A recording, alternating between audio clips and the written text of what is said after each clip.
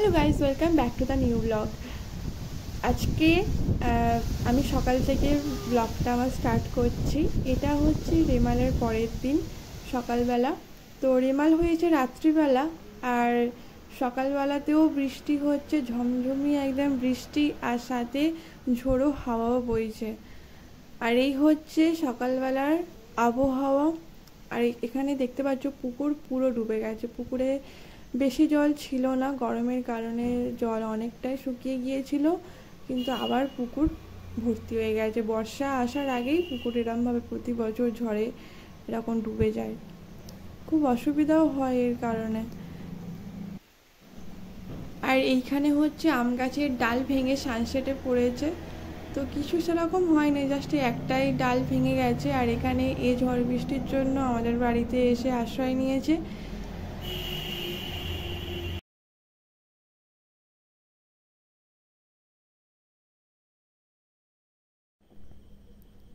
এই দেখো, একটা পাখি এসেছে আমাদের বাড়িতে।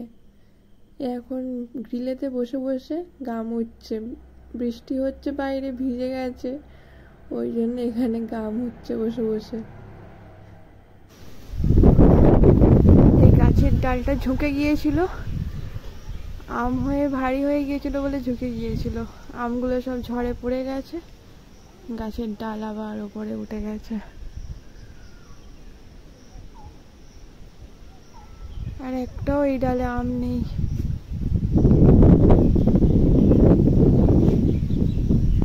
সব পড়ে গেছে, একটা ঠেকেছে। এখানে তিনটে ছিল, একটা টিকে আছে তার মধ্যে। এই হলো রেমাল ঝড়ের পরে বিকালবেলার আবহাওয়া, ঠিক এইরকম হয়ে আছে।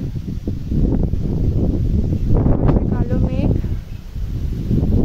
বৃষ্টিটা থেমেছে, পুরো হাওয়া বয়েই যাচ্ছে।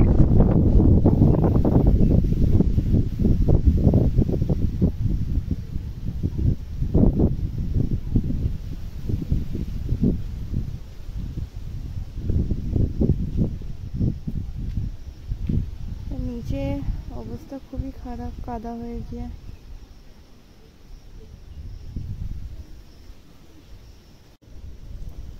আর এই গাছগুলোকে না আমি ঝড়ের জন্য নিচে রেখে দিয়েছিলাম সিঁড়িতে, আবার ছাদে এখন রেখে দিলাম এই বিকালবেলা এসে। আর ওইখানে লেগেছে কুকুরের লড়াই।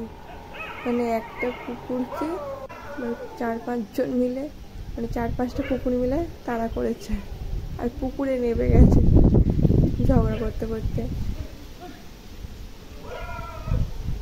ভিডিওটা আমি এখানেই শেষ করছি, দেখা হবে নতুন একটা ব্লগে। তো আপনারা ভালো থাকবেন, সুস্থ থাকবেন, আর ভিডিওটি ভালো লাগলে সাবস্ক্রাইব করে দেবেন।